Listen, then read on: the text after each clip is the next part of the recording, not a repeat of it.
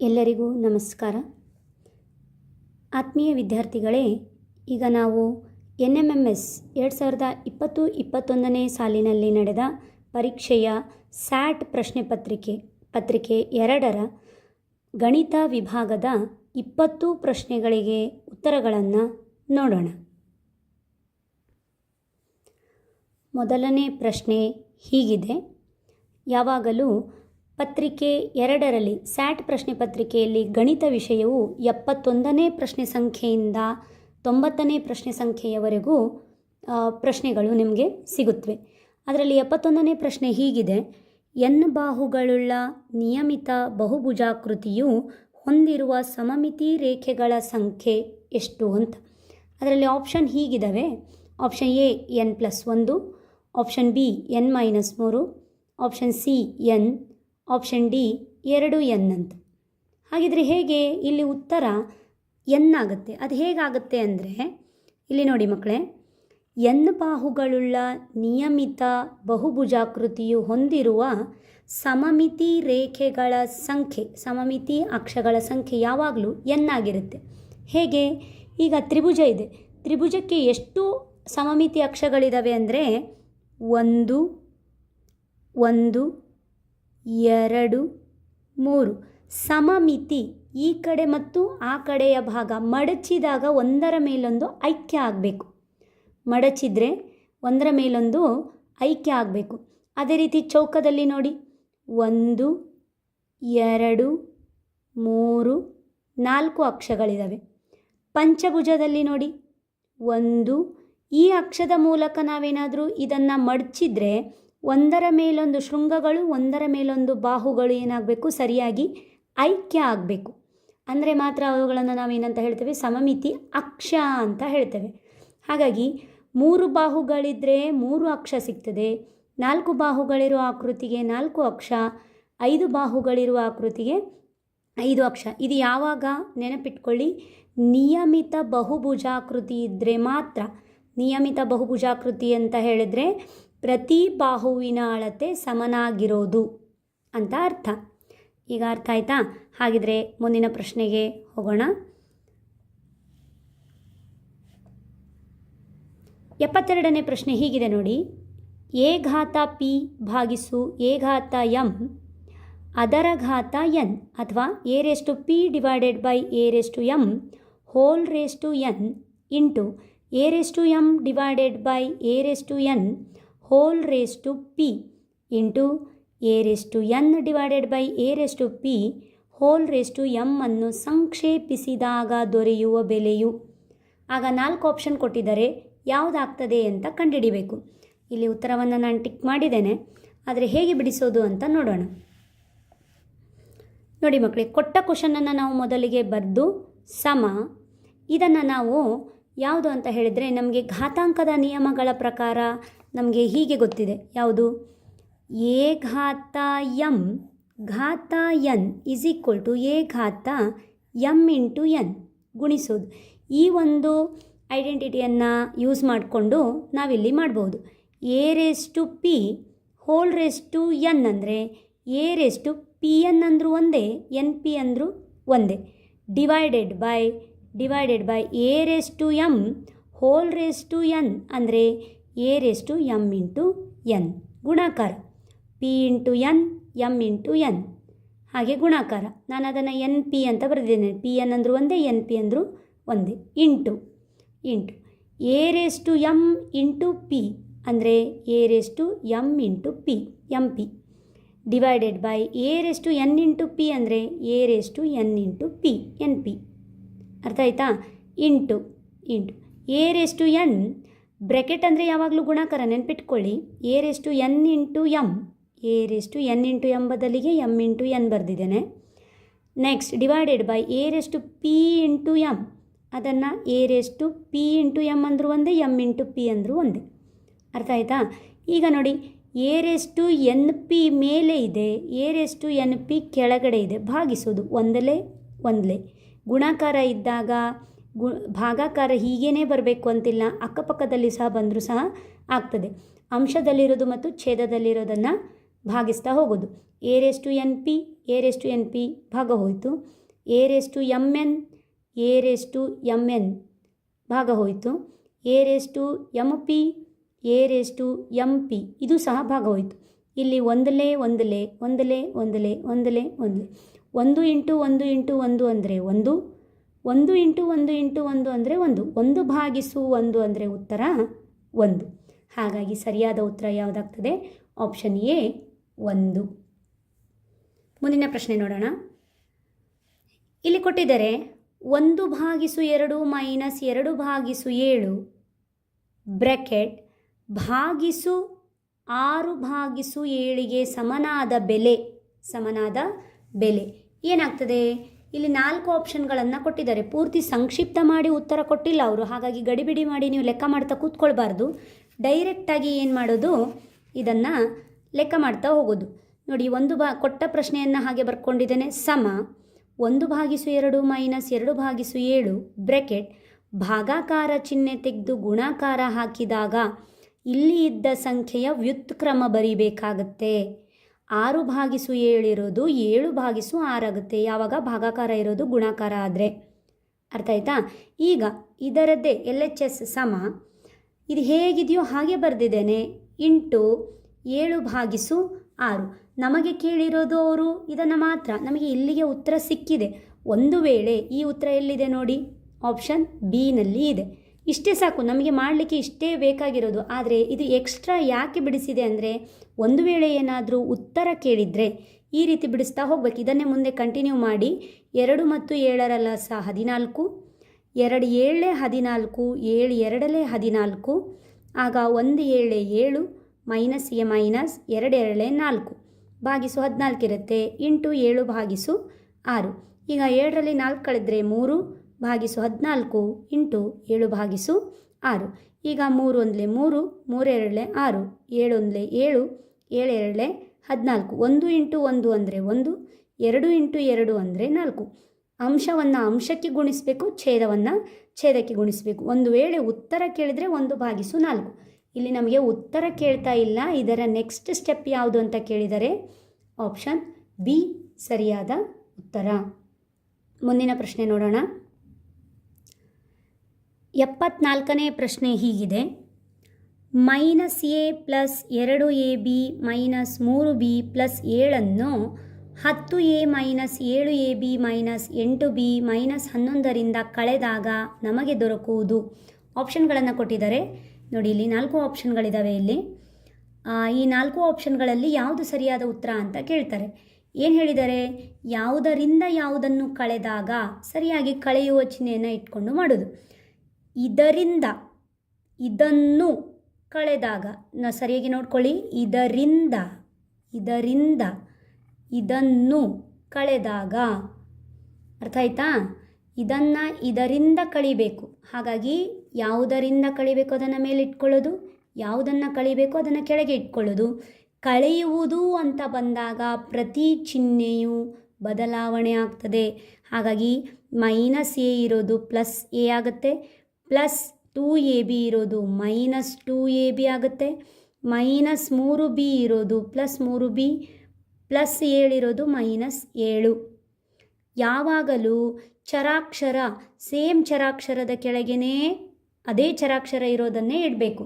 ಆಚೆ ಈಚೆ ಮಾಡಿ ಕೊಟ್ಟಿದ್ರೂ ಸಹ ಅದನ್ನು ಬದಲಾವಣೆ ಮಾಡಿ ಇಟ್ಕೊಳ್ಬೇಕು. ಚಿಹ್ನೆಯ ಸಮೇತ ಸ್ಥಳ ಬದಲಾವಣೆ ಆಗಬೇಕು.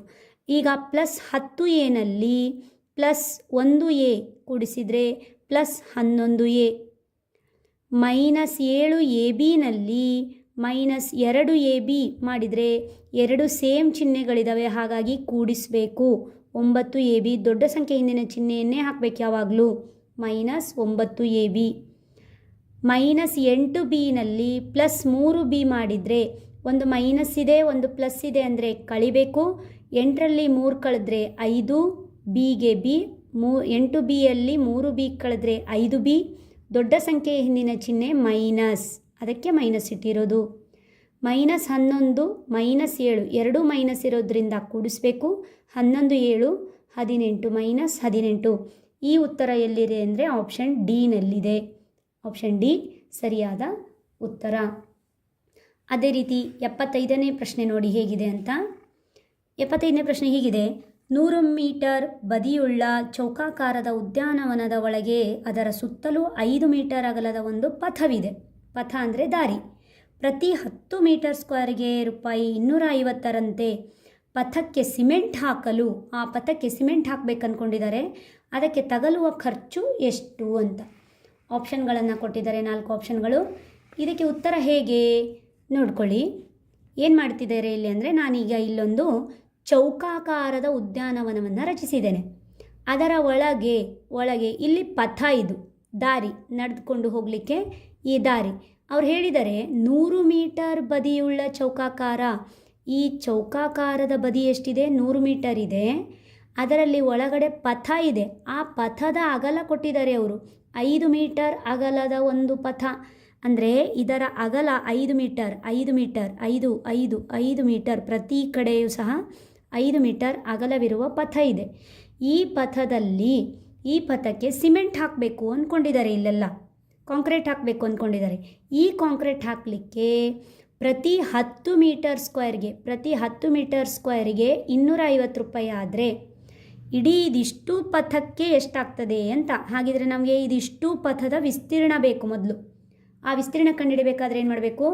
ದೊಡ್ಡ ಚೌಕದ ಬಾಹು A1 ಆಗಿರಲಿ. ಆ A1 100 ಮೀಟರ್. ಪಥದ ಅಗಲ ಎಷ್ಟು?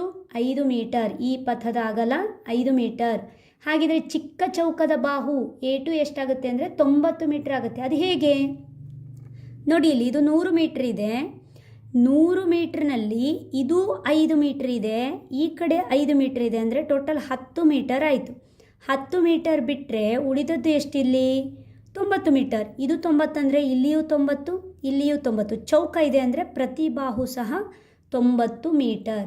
ಇದು ಹೊರಗಿನ ಚೌಕ 100 100 100 100 100 ಮೀಟರ್. ಆಯಿತಾ? ಮತ್ತೇನು ಕೊಟ್ಟಿದ್ದಾರೆ? ಪ್ರತಿ 100 ಮೀಟರ್ಸ್ 10 ಮೀಟರ್ ಸ್ಕ್ವೇರ್ಗೆ 250 ರೂಪಾಯಿ ಅಂತೆ ಪಥಕ್ಕೆ ಸಿಮೆಂಟ್ ಹಾಕಲು ತಗಲುವ ಖರ್ಚು ಎಷ್ಟು? ಹಾಗಿದ್ರೆ ಸುಲಭದಲ್ಲಿ ನೋಡಿ ಮಕ್ಕಳೇ, ಇದನ್ನು ಹೀಗೆ ಮಾಡಬೇಕು.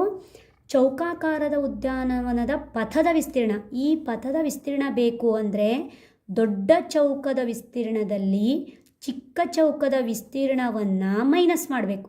ಆಗ ಇಲ್ಲಿರೋ ಪಥದ ವಿಸ್ತೀರ್ಣ ಸಿಗ್ತದೆ. ಅದನ್ನೇ ಮಾಡಿರೋದು. ಚೌಕಾಕಾರದ ಉದ್ಯಾನವನದ ಪಥದ ವಿಸ್ತೀರ್ಣ ಸಮ ದೊಡ್ಡ ಚೌಕದ ವಿಸ್ತೀರ್ಣ ಮೈನಸ್ ಚಿಕ್ಕ ಚೌಕದ ವಿಸ್ತೀರ್ಣ. ಸೊ ದೊಡ್ಡ ಚೌಕದ ವಿಸ್ತೀರ್ಣ ಅಂದರೆ ದೊಡ್ಡ ಚೌಕವನ್ನು A1 ಅಂತ ತಗೊಂಡಿದ್ದೇವೆ. ಅದರ ಬಾಹು A1 ಸ್ಕ್ವೇರ್ ಮೈನಸ್ ಚಿಕ್ಕ ಚೌಕದ ವಿಸ್ತೀರ್ಣವನ್ನು ಕಂಡುಹಿಡಬೇಕಾದ್ರೆ ಅದರ ಬಾಹುವನ್ನು A2 ಅಂತ ತಗೊಂಡಿದ್ದೇವೆ, A2 ಸ್ಕ್ವೇರ್. A1 ಅಂದರೆ 100, ಅದರ ಸ್ಕ್ವೇರ್ ಮೈನಸ್ A2 ಅಂದರೆ 90, 90ರ ಸ್ಕ್ವೇರ್. 100ರ ಸ್ಕ್ವೇರ್ ಅಂತ ಹೇಳಿದರೆ 10,000 ಮೈನಸ್ 90ರ ಸ್ಕ್ವೇರ್ ಅಂತ ಹೇಳಿದರೆ 8,100. ಹೇಗೆ? 100ರ ಸ್ಕ್ವೇರ್ ಅಂದರೆ 100ಅನ್ನು 2 ಬಾರಿ ಗುಣಿಸು. 100 0 0 100 0 0 100 100 10,000. ಅದೇ ರೀತಿ 90 ಸ್ಕ್ವೇರ್ ಅಂದರೆ 90ಅನ್ನು 2 ಸಲ ಗುಣಿಸಬೇಕು. ಅರ್ಥ ಆಯ್ತಾ? 90 0 90 99 810 8,100. ಅರ್ಥ ಆಯಿತು ಅಂದ್ಕೊಂಡಿದ್ದೀನಿ. ಈಗ ಇದರಲ್ಲಿ ಇದನ್ನು ಮೈನಸ್ ಮಾಡಿದರೆ 1900 ಮೀಟರ್ ಸ್ಕ್ವೇರ್. ಇಲ್ಲಿ ಸೆಂಟಿಮೀಟರ್ ಕೊಟ್ಟಿಲ್ಲ, ಸರಿಯಾಗಿ ಗಮನಿಸಿ. ಮೀಟರ್ ಸ್ಕ್ವೇರ್, ಮೀಟರ್ನಲ್ಲಿನೇ ಇದ್ದಾವೆ ಎಲ್ಲವೂ ಸಹ. ಮೀಟರ್ನಲ್ಲಿರೋದ್ರಿಂದ ಮೀಟರ್ ಸ್ಕ್ವೇರ್ ಅಥವಾ ಚದರ ಮೀಟರ್ ಅಂತಲೂ ಬರಿಬಹುದು. ಏನಿದು? ಯಾವುದರ ಉತ್ತರ? ಚೌಕಾಕಾರದ ಉದ್ಯಾನವನದ ಪಥದ ವಿಸ್ತೀರ್ಣ ಸಿಕ್ಕಿತು ನಮಗೆ ಈಗ ಹೇಳಿದರೆ 10 ಮೀಟರ್ ಸ್ಕ್ವೇರ್ಗೆ 250 ರೂಪಾಯಿ ಆದರೆ 1900 ಮೀಟರ್ ಸ್ಕ್ವೇರ್ಗೆ ಎಷ್ಟು ರೂಪಾಯಿ ಆಗುತ್ತೆ? ಏಕಮಾನ ಪದ್ಧತಿ. ಇಷ್ಟಕ್ಕೆ ಇಷ್ಟಾದರೆ ಇಷ್ಟಕ್ಕೆ ಎಷ್ಟು ಅಂತ ಒರೇ ಗುಣಾಕಾರ. ನಮಗೆ ಬೇಕಾದದ್ದು ತಗಲುವ ಖರ್ಚು, ಇಲ್ಲಿ ತಗಲುವ ಖರ್ಚು ಎಷ್ಟು ಸಮ ಒರೇ ಗುಣಾಕಾರ ಅಂದರೆ ಇದು ಮತ್ತು ಇದನ್ನು ಗುಣಿಸಲಿಕ್ಕೆ 1900 × 250 ಭಾಗಿಸು ಇದರ ಜೊತೆಗೆ ಏನಿರುತ್ತಲ್ಲ ಗುಣಾಕಾರದ್ದು, ಇದು ಕೆಳಗೆ ಬರುತ್ತೆ ಭಾಗಾಕಾರ 10. ಈಗ ಇದನ್ನು ಭಾಗಿಸಿದರೆ 0 0 ಕ್ಯಾನ್ಸಲ್ ಆಗುತ್ತೆ. ಸೊ 1900ಕ್ಕೆ 25ರಿಂದ ಗುಣಿಸಿದರೆ 47,500 ಉತ್ತರ ಬರ್ತದೆ. ಹಾಗಾದರೆ ತಗಲುವ ಖರ್ಚು ಎಷ್ಟು? 47,500 ರೂಪಾಯಿ. ಆಪ್ಷನ್ ಎ ಸರಿಯಾದ ಉತ್ತರ. ಈಗ ನೆಕ್ಸ್ಟ್ 76ನೇ ಪ್ರಶ್ನೆಯನ್ನು ನೋಡೋಣ. 76ನೇ ಪ್ರಶ್ನೆ ಹೀಗಿದೆ: 8 ಬಾಹುಗಳುಳ್ಳ ನಿಯಮಿತ ಬಹುಭುಜಾಕೃತಿಯ ಪ್ರತಿ ಹೊರಕೋನ ಮತ್ತು ಪ್ರತಿ ಒಳಕೋನಗಳ ಅಳತೆಗಳು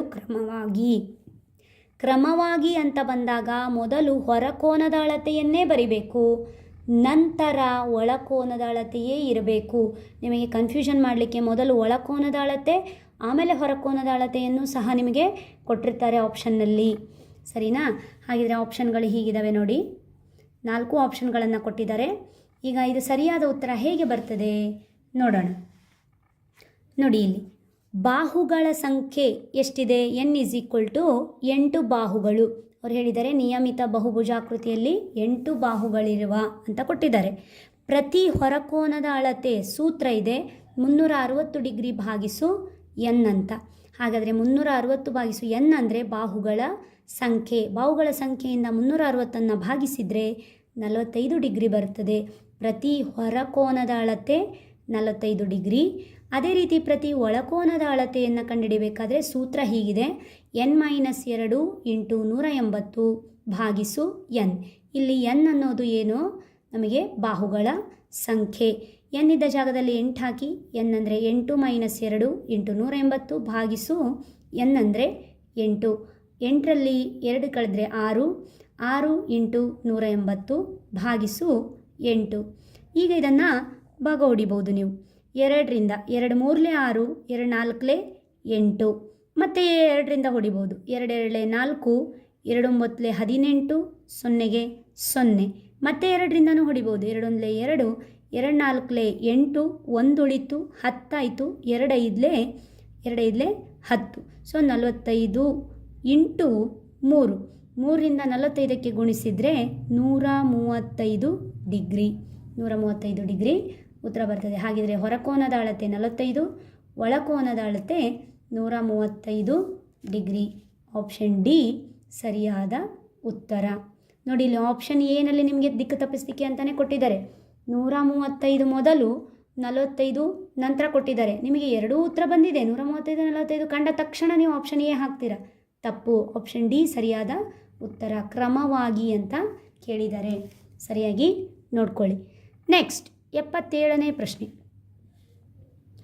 ಕನಿಷ್ಠ ಭಾಜ್ಯ ಸಂಖ್ಯೆ ಮತ್ತು ಕನಿಷ್ಠ ಅವಿಭಾಜ್ಯ ಸಂಖ್ಯೆಗಳ ನಡುವಿನ ವ್ಯತ್ಯಾಸ. ನಿಮಗೆ ಸಂಖ್ಯೆಗಳ ಬಗ್ಗೆ ಅರಿವಿರಬೇಕು.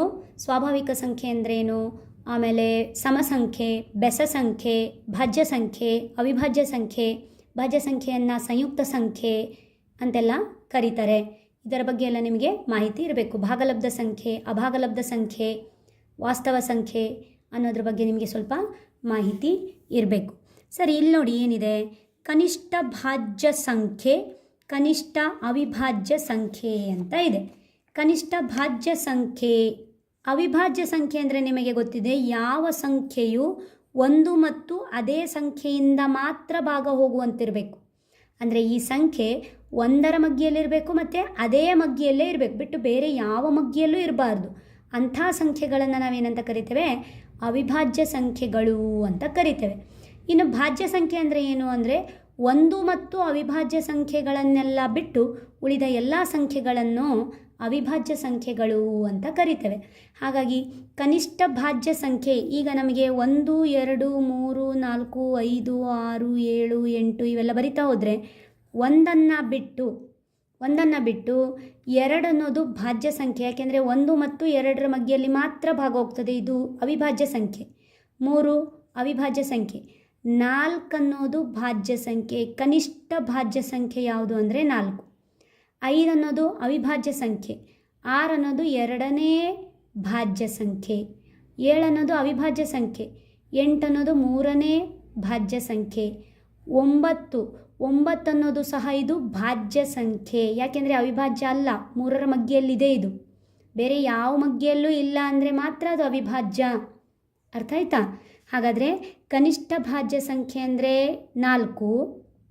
ಕನಿಷ್ಠ ಅವಿಭಾಜ್ಯ ಸಂಖ್ಯೆ ಅತ್ಯಂತ ಚಿಕ್ಕದು ಯಾವುದು? 2. ಇವೆರಡರ ನಡುವಿನ ವ್ಯತ್ಯಾಸ ಅಂದರೆ ದೊಡ್ಡದರಲ್ಲಿ ಚಿಕ್ಕದನ್ನು ಕಳಿಬೇಕು. ಹಾಗಾದರೆ ವ್ಯತ್ಯಾಸ ಎಷ್ಟು ಬಂತು? 2. Option A 2. ನೆಕ್ಸ್ಟ್ ಪ್ರಶ್ನೆ 78ನೇ ಪ್ರಶ್ನೆ ನೋಡಿ. ಕೆಳಗಿನವುಗಳಲ್ಲಿ ಯಾವಾಗಲೂ ಸತ್ಯವಾಗಿರುವ ಒಂದು ಹೇಳಿಕೆಯು, ಯಾವಾಗಲೂ ಸತ್ಯವಾಗಿರುವಂಥ ಹೇಳಿಕೆ ಯಾವುದು? ವಜ್ರಾಕೃತಿಯ ಎಲ್ಲ 4 ಒಳಕೋನಗಳು ಸಮ. ಇಲ್ಲ, ವಜ್ರಾಕೃತಿಯಲ್ಲಿ 4 ಕೋನಗಳು ಸಮ ಇರಲೂಬಹುದು, ಸಮ ಇಲ್ಲದೇನೂ ಇರಬಹುದು. ಆದರೆ ಕಂಡೀಷನ್ ಏನಂದರೆ ಎದುರಿನ ಕೋನಗಳು ಯಾವಾಗಲೂ ಸಮ ಇರುತ್ತೆ, ಪ್ರತಿ ಬಾಹುವಿನ ಅಳತೆ ಸಮ ಇರುತ್ತೆ ವಜ್ರಾಕೃತಿಯಲ್ಲಿ. ಪತಂಗದ ಎಲ್ಲ 4 ಬಾಹುಗಳು ಸಮ. ಆಪ್ಷನ್ ಬಿ ಏನು? ಪತಂಗದ ಎಲ್ಲ 4 ಬಾಹುಗಳು ಸಮ. ಇಲ್ಲ, ಪತಂಗದಲ್ಲಿ ಅನುಕ್ರಮವಾದ 2 ಬಾಹುಗಳು ಮಾತ್ರ ಸಮ ಇರುತ್ತೆ, ಇನ್ನುಳಿದ 2 ಅನುಕ್ರಮ ಬಾಹುಗಳು ಅವೆರಡು ಸಮ ಇರುತ್ತೆ. ಅರ್ಥ ಆಯ್ತಾ? ಹಾಗಾಗಿ ಪತಂಗದ 4 ಬಾಹುಗಳು ಸಮ ಇರೋದಿಲ್ಲ ಯಾವಾಗಲೂ. ಇನ್ನು ವಜ್ರಾಕೃತಿಯ ಎಲ್ಲ 4 ಬಾಹುಗಳು ಸಮ. ಈಗ ತಾನೇ ಹೇಳಿದೆ, ಇದು ಸರಿ, ಇದು ಸರಿ ಇದೆ. ಪತಂಗದ ಎಲ್ಲ 4 ಒಳಕೋನಗಳು ಸಮ. ಇಲ್ಲ, ಇಲ್ಲಿ ಸಮ ಇರೋದಿಲ್ಲ, ಬೇರೆ ಬೇರೆ ಆಗಿರ್ತವೆ. ಹಾಗಾಗಿ ಎಲ್ಲ ಕೋನಗಳು ಸಮ ಇರೋದಿಲ್ಲ. ಹಾಗೆ ಸರಿಯಾದ ಉತ್ತರ ಯಾವುದು? Option C. ಇನ್ನು 79ನೇ ಪ್ರಶ್ನೆ ನೋಡೋಣ. ನೋಡಿ, 79ನೇ ಪ್ರಶ್ನೆ ಹೀಗಿದೆ. ಎ ಬಿ ಸಿ ಒಂದು 3 ಅಂಕಿಗಳ ಸಂಖ್ಯೆ. ಎ ಬಿ ಸಿಯ ಅಂಕಿಗಳನ್ನು ಹಿಂದು ಮುಂದಾಗಿ ಬರೆದಾಗ, ಅಂದರೆ ಉಲ್ಟಾ ಬರೆದಾಗ ಬರುವ ಮತ್ತೊಂದು ಅಂಕಿಯ ಸಂಖ್ಯೆ C B A. A B ಸಿಯನ್ನು ಉಲ್ಟಾ ಬರೆದರೆ ಸಿ ಬಿ ಎ. ಹಾಗಾದರೆ ಎ ಬಿ ಸಿಯಲ್ಲಿ ಸಿ ಬಿ ಎಯನ್ನು ಮೈನಸ್ ಮಾಡಿದರೆ ಏನೋ ಒಂದು ಉತ್ತರ ಬರ್ತದೆ. ಆ ಉತ್ತರ ಇದು ಯಾವಾಗಲೂ ಈ ಸಂಖ್ಯೆಯಿಂದ ಭಾಗವಾಗುತ್ತದೆ. ಯಾವ ಸಂಖ್ಯೆಯಿಂದ ಭಾಗವಾಗುತ್ತದೆ ಅಂತ ಕೇಳಿದರೆ ನೆನಪಿಟ್ಕೊಳ್ಳಿ, 3 ಅಂಕಿಯ ಸಂಖ್ಯೆ ಯಾವಾಗಲೂ 99ರಿಂದ ಭಾಗವಾಗುತ್ತದೆ. ಹೇಗೆ ನೋಡಿ, ಇಲ್ಲಿ ಹೇಗೆ ಬಂತು ಆ ಉತ್ತರ ಅಂತ ನೋಡಿ ಹೇಳ್ತೇನೆ. ಎ ಬಿ ಸಿ ಅನ್ನೋದು 3 ಅಂಕಿಯ ಸಂಖ್ಯೆ. 3 ಅಂಕಿಯ ಸಂಖ್ಯೆ ಅಂದರೆ ಎ ಅಂದರೆ ಇದು ಸಿ ಬಿಡಿ ಸ್ಥಾನ, ಬಿ 10ರ ಸ್ಥಾನ, ಸಿ 100ರ ಸ್ಥಾನ. ಅದಕ್ಕೆ 100 into A plus 10 into B plus 1 into C. ಈಗ ಉದಾಹರಣೆಗೆ ಈಗ ನೀವು ಯಾವುದು 234 ಅನ್ನೋದನ್ನು ತಗೊಂಡ್ರೆ ಬಿಡಿ 10 100, 2 into 100 plus 3 into 10 plus 4 into 1 ಅಂತ ಬರಿತೀವಲ್ಲ. ಬಿಡಿ ಜೊತೆಗೆ 4, 10ರ ಜೊತೆಗೆ 3, 100ರ ಜೊತೆಗೆ 2. ಯಾಕೆಂದರೆ ಬಿಡಿ ಸ್ಥಾನದಲ್ಲಿ 4, 10ರ ಸ್ಥಾನದಲ್ಲಿ 3, 100ರ ಸ್ಥಾನದಲ್ಲಿ 2 ಇದೆ. ಅದೇ ರೀತಿಯಾಗಿಯೇ ಎ ಬಿ ಸಿ ಕಾಮನ್ ಆಗಿ ಯಾವುದೋ ಅಂಕಿಗಳಿವು. ಎ ಬಿ ಸಿ ಅನ್ನೋದು ಬೇರೆ ಬೇರೆ ಅಂಕಿಗಳನ್ನು ತಗೊಳ್ಬೋದು. ಇದು 3 ಅಂಕಿಯ ಒಂದು ಸಂಖ್ಯೆ. ಈ ಸಂಖ್ಯೆಯನ್ನು ಬಿಡಿಸಿ ಬರೆದಾಗ ಹೀಗಾಗ್ತದೆ.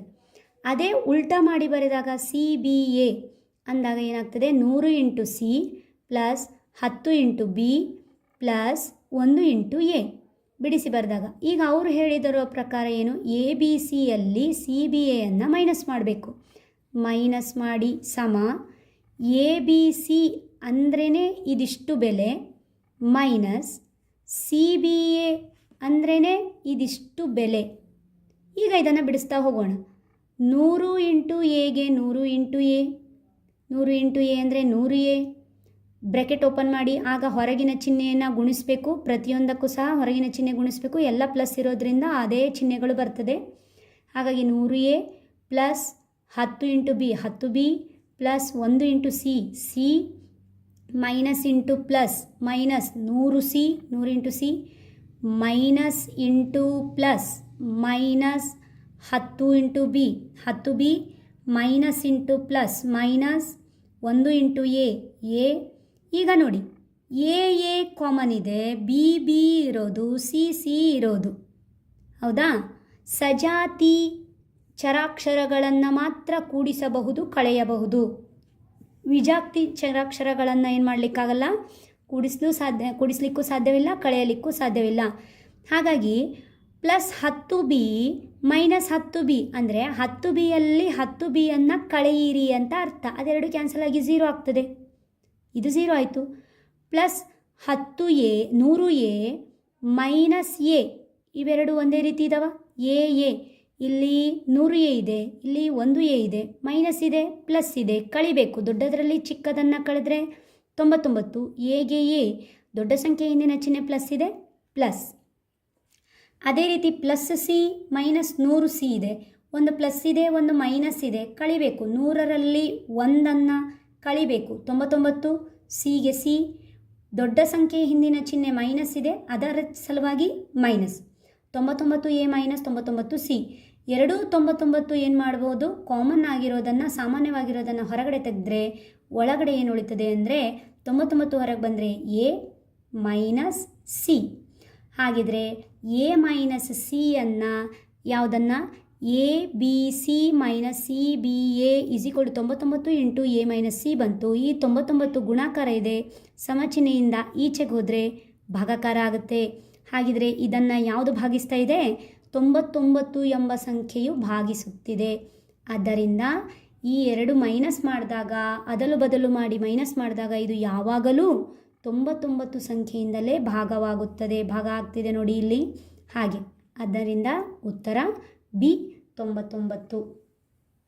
ನೆಕ್ಸ್ಟ್ 80ನೇ ಪ್ರಶ್ನೆ ನೋಡಿ. 80ನೇ ಪ್ರಶ್ನೆ, A B minus C, B C minus A ಮತ್ತು ಸಿ ಎ ಮೈನಸ್ ಬಿ ಇವುಗಳ ಮೊತ್ತ ಅಂದರೆ ಕೂಡಿಸೋದು. ಹಾಗಿದ್ರೆ ಮೊತ್ತ ಸಮ ಎಲ್ಲವನ್ನು ಪ್ಲಸ್ ಪ್ಲಸ್ ಪ್ಲಸ್ ಹಾಕ್ಕೊಂಡು ಕೂಡಿಸೋದು.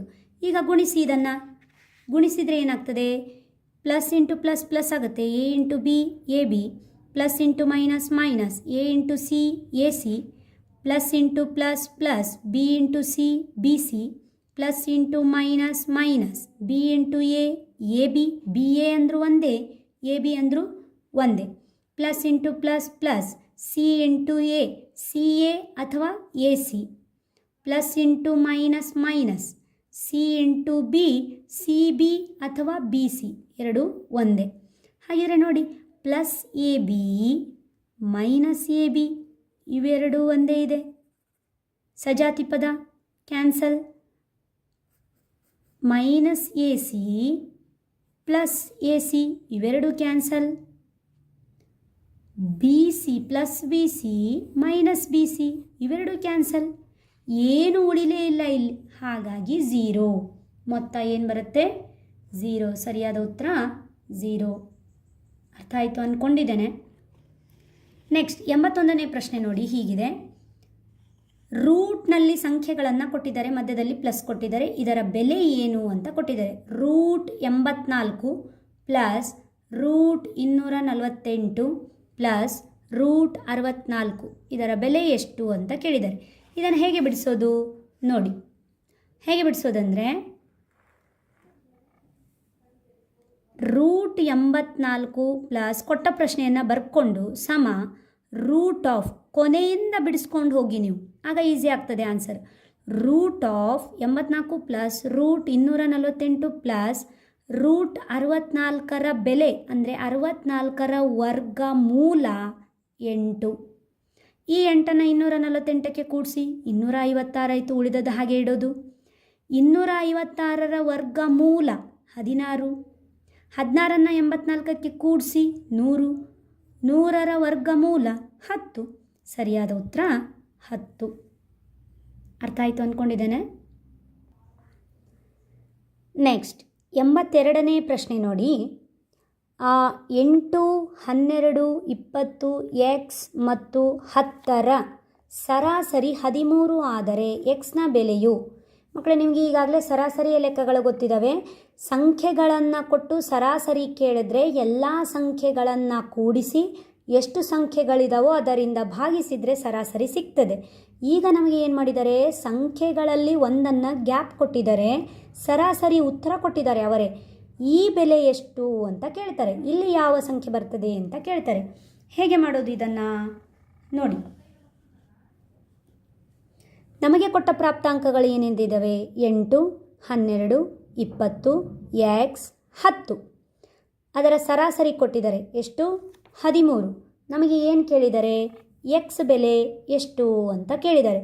ಸೊ ಸರಾಸರಿ ಈಸ್ ಈಕ್ವಲ್ ಟು ಮೊತ್ತ ಭಾಗಿಸು ಸಂಖ್ಯೆ. ನಮಗೆ ಸೂತ್ರ ಗೊತ್ತಿದೆ, ಎಲ್ಲ ಪ್ರಾಪ್ತಾಂಕಗಳ ಮೊತ್ತ ಭಾಗಿಸು ಒಟ್ಟು ಪ್ರಾಪ್ತಾಂಕಗಳ ಸಂಖ್ಯೆ, ಸರಾಸರಿ ಸಿಗುತ್ತೆ.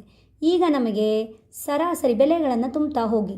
ಸರಾಸರಿಯ ಬೆಲೆ 13 ಇದೆ, ಸಮಚಿಹ್ನೆಗೆ ಸಮಚಿಹ್ನೆ, ಮೊತ್ತ ಅಂದರೆ ಎಲ್ಲವುಗಳನ್ನು ಕೂಡಿಸೋದು, ಎಲ್ಲದಕ್ಕೂ ಪ್ಲಸ್ ಪ್ಲಸ್ ಪ್ಲಸ್ ಹಾಕ್ಕೊಳ್ಳಿ, ಡಿವೈಡೆಡ್ ಬೈ ಸಂಖ್ಯೆ ಎಷ್ಟಿದ್ದಾವೆ 1, 2, 3, 4, 5. 5 ಇದ್ದಾವೆ, ಹಾಗಾಗಿ ಡಿವೈಡೆಡ್ ಬೈ 5. ಈಗ ನೋಡಿ ಏನು ಮಾಡೋಣ, ಭಾಗಾಕಾರದಲ್ಲಿರೋ 5ಅನ್ನು ಸಮಚಿಹ್ನೆಯಿಂದ ಈಚೆ ಕಳಿಸಿದರೆ ಗುಣಾಕಾರ 5 ಆಗುತ್ತೆ. 13 ಇಂಟು 5 ಸಮ, ಇದು 8 + 12 + 20 + 10 ಕೂಡಿಸಿ ಎಲ್ಲ 50 ಆಗುತ್ತೆ. ಪ್ಲಸ್ ಎಕ್ಸಿಗೆ ಪ್ಲಸ್ ಎಕ್ಸನ್ನು ಕೂಡಿಸ್ಲಿಕ್ಕಾಗಲ್ಲ, ಹಾಗಾಗಿ ಪ್ಲಸ್ ಎಕ್ಸ್ ಅಂತಲೇ ಇಡಿ. ಅರ್ಥ ಆಯ್ತಾ? ಉಳಿದ ಸಂಖ್ಯೆಗಳನ್ನೆಲ್ಲ ಕೂಡಿಸ್ಬೋದು. 13 5 65 ಸಮ 50 ಪ್ಲಸ್ ಎಕ್ಸ್, ಸರಿನಾ? ಪ್ಲಸ್ 50, ಇದರ ಹಿಂದೆ ಚಿಹ್ನೆ ಏನಿಲ್ಲ ಅಂದರೆ ಪ್ಲಸ್ ಇರುತ್ತೆ. ಪ್ಲಸ್ 50ಅನ್ನು ಸಮಚಿಹ್ನೆಯಿಂದ ಈಚೆ ಕಳಿಸೋಣ, ಯಾಕೆಂದರೆ ಸಂಖ್ಯೆಗಳನ್ನು ಒಂದು ಕಡೆ, ಚರಾಕ್ಷರಗಳನ್ನು ಒಂದು ಕಡೆ ಮಾಡಿ ಬೆಲೆ ಕಂಡುಹಿಡಿಯಬೇಕಲ್ಲ ಇದರದ್ದು, ಅದಕ್ಕೆ. ಪ್ಲಸ್ 50ಅನ್ನು ಆಚೆ ಕಳಿಸಿದಾಗ ಮೈನಸ್ 50 ಆಯಿತು. 65 - 50 ಸಮ ಎಕ್ಸ್. 65ರಲ್ಲಿ 50ಅನ್ನು ಕಳೆದ್ರೆ 15. 15 ಸಮ ಎಕ್ಸ್. ಅದನ್ನೇ ನಾನು ಎಕ್ಸನ್ನು ಈಚೆ ಇಟ್ಟಿದ್ದೇನೆ, 15ಅನ್ನು ಈಚೆ ಇಟ್ಟಿದ್ದೇನೆ. ಎಕ್ಸ್ ಸಮ 15. ಎಕ್ಸ್ನ ಬೆಲೆ ಎಷ್ಟು ಬಂತು? 15. ಸರಿಯಾದ ಉತ್ತರ ಆಪ್ಷನ್ ಸಿ 15. ನೆಕ್ಸ್ಟ್ ಮುಂದಿನ ಪ್ರಶ್ನೆ ನೋಡೋಣ. 83ನೇ ಪ್ರಶ್ನೆ ಹೀಗಿದೆ. ಏನು? ಒಂದು ಆಯತದ ಉದ್ದ ಮತ್ತು ಅಗಲಗಳು ಕ್ರಮವಾಗಿ x+1 ಸೆಂಟಿಮೀಟರ್ ಮತ್ತು x-1 ಸೆಂಟಿಮೀಟರ್ ಆಗಿದ್ದು ಸುತ್ತಳತೆ 24 ಸೆಂಟಿಮೀಟರ್ ಆಗಿದೆ. ಹಾಗಾದರೆ ಆಯತದ ಉದ್ದ ಎಷ್ಟು ಅಂತ ಕೇಳ್ತಾರೆ. ಆಪ್ಷನ್ಗಳನ್ನು ಕೊಟ್ಟಿದ್ದಾರೆ. ಹೇಗೆ ಮಾಡೋದು ನೋಡಿ. ಇಲ್ಲಿ ನಮಗೆ ಈಗ ಆಯತವನ್ನು ಹಾಕ್ಕೊಳ್ಳೋಣ. ಪ್ರಶ್ನೆಗೆ ತಕ್ಕ ಹಾಗೆ ಒಂದು ಡೈಗ್ರಾಮನ್ನು ಹಾಕ್ಕೊಂಡ್ರೆ ತುಂಬ ಉತ್ತಮ. ಇದರಲ್ಲಿ ಇದು ಉದ್ದ, ಇದು ಅಗಲ. ಉದ್ದ ಮತ್ತು ಅಗಲ ಅವ್ರು ಹೇಳಿದ್ದಾರೆ. ಉದ್ದ ಮತ್ತು ಅಗಲಗಳು ಕ್ರಮವಾಗಿ ಅಂದರೆ ಏನು? ಇಲ್ಲಿ 2 ಕೊಟ್ಟಿದ್ದಾರಲ್ಲ, ಇದರಲ್ಲಿ ಮೊದಲನೇದ್ದು ಉದ್ದ, ಎರಡನೇದ್ದು ಅಗಲ ಅಂತ ಅರ್ಥ. ಉದ್ದ x+1, ಅಗಲ x-1 ಅಂತ. ಉದ್ದ x+1 ಸೆಂಟಿಮೀಟರ್, ಅಗಲ x-1 ಸೆಂಟಿಮೀಟರ್. ಅದನ್ನೇ ಬರ್ಕೊಂಡಿದ್ದೇನೆ. ಉದ್ದ ಸಮ x+1 ಸೆಂಟಿಮೀಟರ್, ಅಗಲ ಸಮ x-1 ಸೆಂಟಿಮೀಟರ್. ಸುತ್ತಳತೆ ಸಮ ಅವ್ರು ಕೊಟ್ಟಿದ್ದಾರೆ. ಇದರ ಸುತ್ತಳತೆ, ಯಾವುದರ ಸುತ್ತಳತೆ? ಈ ಆಯತದ ಸುತ್ತಳತೆ ಎಷ್ಟು ಕೊಟ್ಟಿದ್ದಾರೆ? 24 ಸೆಂಟಿಮೀಟರ್ ಅಂತ ಕೊಟ್ಟಿದ್ದಾರೆ. ಹಾಗಾದರೆ ಉದ್ದ ಎಷ್ಟು ಅಂತ ಕೇಳಿದ್ದಾರೆ. ಉದ್ದದ ಬದಲಿಗೆ ನೆಕ್ಸ್ಟ್ ನಿಮಗೆ ಎಕ್ಸಾಮ್ನಲ್ಲಿ ಅಗಲ ಕೇಳ್ಬೋದು ಅಥವಾ ವಿಸ್ತೀರ್ಣ ಕೇಳ್ಬೋದು. ಆಗ ನಿಮಗೆ ಉದ್ದನೂ ಬೇಕು ಅಗಲನೂ ಬೇಕು, ಎರಡೂ ಕಂಡಿಡ್ಕೊಂಡು ವಿಸ್ತೀರ್ಣವನ್ನು ಕಂಡುಹಿಡಿಬೇಕಾಗ್ತದೆ. ವಿಸ್ತೀರ್ಣ ಸಮ ಉದ್ದ ಇಂಟು ಅಗಲ ಮಾಡಿ. ಹಾಗಿದ್ರೆ ಇದನ್ನು ಹೇಗೆ ಬಿಡಿಸೋಣ ನೋಡಿ. ಇಲ್ಲಿ ಆಯತದ ಸುತ್ತಳತೆ ನಮಗೆ ಹಿಂಟ್ ಕೊಟ್ಟಿರೋದೇ ಅವರು ಸುತ್ತಳತೆ. ಆಯತದ ಸುತ್ತಳತೆ ಸಮ 24 ಅಂತ ಇದೆ. ಆಯತದ ಸುತ್ತಳತೆಯ ಸೂತ್ರ 2 × L+B, ಅಂದರೆ L ಉದ್ದ, B ಅಗಲ. L ಇದು ಅಂದರೆ ಇದು ಸಹ L, B ಅಂದರೆ ಇದು ಸಹ B. 2L + 2B, ಆ 2ಅನ್ನು ಕಾಮನ್ ತೆಗೆದ್ರೆ 2 × L+B ಸಮ 24. ಸರಿ, L+Bಗೆ L+B ಹಾಗೆ ಇಡೋಣ. 2 ಗುಣಾಕಾರದಲ್ಲಿದೆ. ಬ್ರ್ಯಾಕೆಟ್ ಅಂದರೆ ಗುಣಾಕಾರ. ಗುಣಾಕಾರದ ಜೊತೆಗೆ 2 ಇರೋದ್ರಿಂದ 2 ಸಮಚಿಹ್ನೆ ಈಚೆ ಬಂದರೆ ಭಾಗಾಕಾರ ಆಗುತ್ತೆ. 24 / 2, 2 × 2, 2 × 2, 2 × 4, 12 ಬಂತು. 12 L+B 12. ನಮಗೆ L ಅಂದರೆ ಗೊತ್ತಿದೆ. L ಅಂದರೆ ಏನು? ಉದ್ದ. L ಅಂದರೆ x+1. ಇದು L, ಇದು B, ಸರಿನಾ? L ಅಂದರೆ x+1, B ಅಂದರೆ x-1. ಸೊ L ಅಂದರೆ x+1, ಮಧ್ಯದಲ್ಲಿ ಪ್ಲಸ್ ಇದೆ, ಪ್ಲಸ್ B ಅಂದರೆ x-1 = 12. +1 -1 ಕ್ಯಾನ್ಸಲ್, ಅಂದರೆ +1ರಲ್ಲಿ 1ಅನ್ನು ಮೈನಸ್ ಮಾಡಿದರೆ 0. ಅರ್ಥ ಆಯ್ತಾ? ಈಗ +x + x, 1x + 1x ಅಂದರೆ 2x ಕೂಡಿಸಿದರೆ 2x ಆಗ್ತದೆ, ಸಮ 12. x ಸಮ 12 / 2, 2 × 2, 2 × 12. ಗುಣಾಕಾರದಿದೆ 2x ಅಂದರೆ ಗುಣಾಕಾರ ಇದೆ, ಸಮಚಿಹ್ನೆಯಿಂದ ಈಚೆ ಬಂದರೆ ಭಾಗಾಕಾರ ಆಗ್ತದೆ. ಭಾಗಿಸಿದಾಗ 6 ಬಂತು. ಎಕ್ಸ್ ಬೆಲೆ 6 ಬಂತು. ನಮಗೆ ಉತ್ತರದಲ್ಲಿ ಆಪ್ಷನಲ್ಲಿ 6 ಅನ್ನೋದು ಒಂದಿರ್ತದೆ. 6 ಉತ್ತರ ಅಲ್ಲ ನಮ್ಮದು. ನಮಗೆ ಏನು ಕೇಳಿದ್ದಾರೆ ಅವರು? ಆಯತದ ಉದ್ದ ಕೇಳಿದ್ದಾರೆ. ಕ್ವಶನ್ ಸರಿಯಾಗಿ ಅರ್ಥ ಮಾಡ್ಕೊಳ್ಳಿ. ಹಾಗಿದ್ರೆ ಉದ್ದ ಸಮ ಏನು? x+1. ಉದ್ದದ ಅಳತೆ ಏನು? x+1. x+1 ಅಂದರೆ 6 + 1 = 7 ಸೆಂಟಿಮೀಟರ್. ಅಕಸ್ಮಾತ್ ಅಗಲ ಕೇಳಿದರೆ x-1 ಸಮ x ಅಂದರೆ 6, 6 - 1 ಅಂದರೆ 5 ಸೆಂಟಿಮೀಟರ್. ನಮಗೆ ಕೇಳಿರೋದು ಯಾವುದು? ಉದ್ದ. ಉದ್ದ ಸಮ 7 ಸೆಂಟಿಮೀಟರ್. ಆಪ್ಷನ್ ಸಿ ಸರಿಯಾದ ಉತ್ತರ. ಮುಂದಿನ ಪ್ರಶ್ನೆಯನ್ನು ನೋಡೋಣ. 84ನೇ ಪ್ರಶ್ನೆ. ಒಂದು ಕೋನದ ಅಳತೆಯು ಅದರ ಪೂರಕ ಕೋನದ ಅರ್ಧದಷ್ಟಿದ್ದರೆ ಅರ್ಧದಷ್ಟಿದೆ, ಹಾಗಾದರೆ ಆ ಕೋನದ ಅಳತೆ ಎಷ್ಟು ಅಂತ. ಹೇಗೆ ಮಾಡೋದು ಇದನ್ನು ನೋಡಿ ಮಕ್ಕಳೇ. ಒಂದು ಕೋನ ಯಾವುದಾಗಿರಲಿ, ಎಕ್ಸ್ ಆಗಿರಲಿ ಅಂತ ಇಟ್ಕೊಳ್ಳೋಣ. ಅದರ ಪೂರಕ ಕೋನ ನೆನ್ಪಿಟ್ಕೊಳ್ಳಿ. ಪೂರಕ ಅಂತ ಹೇಳಿದರೆ, ಪೂರಕ ಅಂದರೆ ಎರಡು ಕೋನಗಳ ಮೊತ್ತ 90 ಡಿಗ್ರಿ ಆಗ್ತಿದ್ರೆ ಅದನ್ನು ಪೂರಕ ಅಂತ ಹೇಳ್ತೇವೆ. ಎರಡು ಕೋನಗಳ ಮೊತ್ತ 180 ಡಿಗ್ರಿ ಆದರೆ ಅದನ್ನು ಪರಿಪೂರಕ ಅಂತ ಹೇಳ್ತೇವೆ. ಪೂರಕ ಅಂದರೆ ಕೋನಗಳ ಮೊತ್ತ 90 ಡಿಗ್ರಿ ಆಗಿರಬೇಕು. ಪರಿಪೂರಕ ಅಂದರೆ ಕೋನಗಳ ಮೊತ್ತ 180 ಡಿಗ್ರಿ ಆಗಿರಬೇಕು. ಹಾಗಾಗಿ ಒಂದು ಕೋನ ಎಕ್ಸ್ ಆಗಿರಲಿ, ಅದರ ಪೂರಕ ಕೋನ 90ರಲ್ಲಿ ಎಕ್ಸನ್ನು ಮೈನಸ್ ಮಾಡಿದರೆ ಅಷ್ಟು ಸಿಗ್ತದೆ. ಈಗ 30 ಡಿಗ್ರಿ ಏನಾದರೂ ಒಂದು ಕೋನ ಆಗಿದ್ದರೆ, ಒಂದು ವೇಳೆ 30 ಡಿಗ್ರಿಯು ಆ ಕೋನ ಆಗಿದ್ದರೆ ಅದರ ಪೂರಕ ಕೋನ ಎಷ್ಟಾಗಿರುತ್ತೆ ಅಂದರೆ 60 ಡಿಗ್ರಿ ಆಗಿರುತ್ತೆ. 10 ಡಿಗ್ರಿ ಒಂದು ಕೋನ ಆದರೆ ಇದರ ಪೂರಕ ಕೋನ ಎಷ್ಟು ಅಂತ ಕೇಳಿದ್ರೆ 80 ಡಿಗ್ರಿ. ಕೂಡಿಸಿದರೆ 90 ಆಗಬೇಕು. ಆ ಥರ ಸರಿನಾ.